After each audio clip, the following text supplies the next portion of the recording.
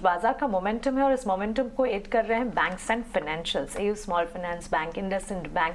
और in fact bank से जैसे ही नतीजा आना शुरू हुए पॉजिटिव सरप्राइजेस ही दिखे। और आपने पिछले हफ्ते पर जब बाजार नहीं चल रहा था पीएसयू बैंक्स पर अपना भरोसा जताया था। पीएसयू बैंक से एक ट्रेड है मानसी, मुझे लगता है कि लोग खामखा ये बातें कर रहे हैं कि स्लो डाउन आ रहा है, ये अच्छा नहीं है, वो अच्छा नहीं है। मुझे लगता है बैंक्स में भी काफ़ी ग्रोथ है। डिपॉजिट ग्रोथ, इंटरेस्ट रेट आपकी पीक होगी, डिपॉजिट ग्रोथ आपकी नॉर्मलाइज होगी। बैंक्स के पास कई और टूल्स होते हैं जिससे अपनी वो बैंक्स, देखिए deposit is one source of income, उसके अलावा one source of giving credit growth, पर उसके अलावा भी कई आरबीआई के नॉर्म्स होते हैं, कई एसएलआर नॉर्म्स होते हैं जिनको भी आप टूल्स बना करके यूज़ कर सकते हैं। हमें समझना यह है कि क्या सिस्टम के अंदर रिस्क है और क्या ग्रोथ में स्लो डाउन है। सिस्टम में रिस्क नहीं है, सबसे इंपॉर्टेंट है। Growth is a function, credit growth is a function of view and economy, risk and everything else. क्या सिस्टम में रिस्क लग रहा है? नहीं। और 14% की ग्रोथ 16% हो जाएगी, जरूर हो जाएगी।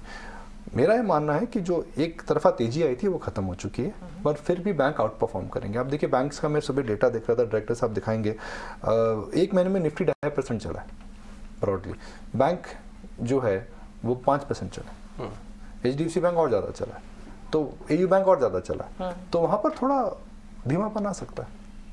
इसकी बात कर रहे हैं, जो अब तक नंबर्स अच्छे आए हैं, जो आगे नंबर्स आने हैं, जैसे आज बजाज फाइनेंस के नंबर्स हैं, एक लास्ट क्वार्टर की बात हो तब वहाँ ये लग रहा था कि शायद जो ग्रोथ स्टॉक्स हैं यहाँ पर शायद एक रीटेस्ट हो रहा है, पर अब जो बजाज फाइनेंस के नंबर्स की एक्सपेक्टेशन, जो हमने भी प्रीव्यू तैयार किया है, वो अच्छी एक्सपेक्टेशन है और बजाज फाइनेंस का काउंटर्स चल भी रहा है, तो ग्रोथ स्टॉक्स पर नजर रहेगी?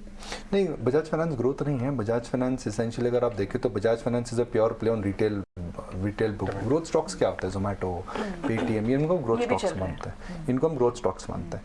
जो टिपिकल बजाज फाइनेंस के अंदर और कुछ, देखिए कंपनी की फ्रेंचाइज बहुत अच्छी है, मगर ये स्टॉक के अंदर जो वेल्थ क्रिएशन हुई है उसके बाद जो स्टॉक थम रहा है।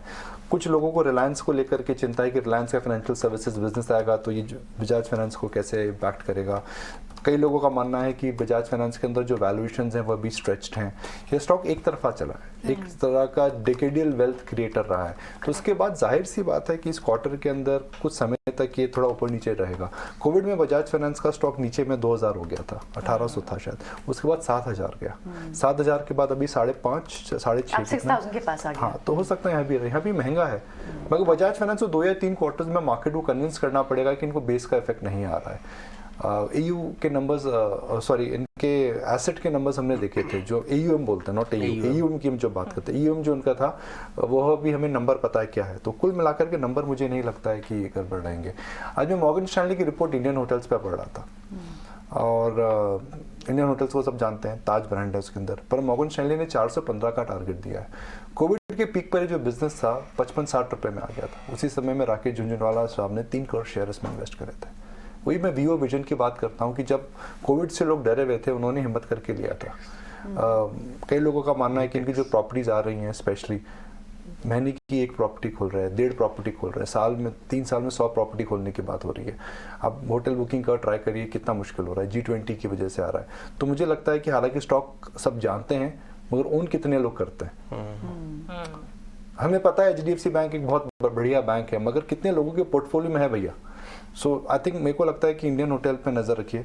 उनका खास करके मानना है कि उनकी जो नई प्रॉपर्टीज़ आ रही हैं उसको लेकर के अच्छा है, और उसमें नज़र रखिए। 8x मतलब 55 वाला, वो मिल कर मार्कर आए थे थोड़े दिन पहले। उन्होंने क्या बताया हमको, उन्होंने बताया कि 2003 से 2008 का जो मार्केट है उसमें इंडियन होटल 10 गुना हुआ था।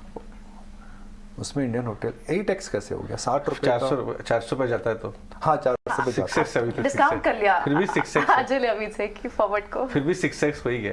6x तो अजय कोविड लो से कई चीजें 6x। कोविड लो से मार्केट ही अगर आप देखें तो 8,500 के आसपास निफ्टी आ गया था, तो Nifty itself by the time देखे तो 3x हो चुका है, तो वो तो हमेशा ही होता है ना।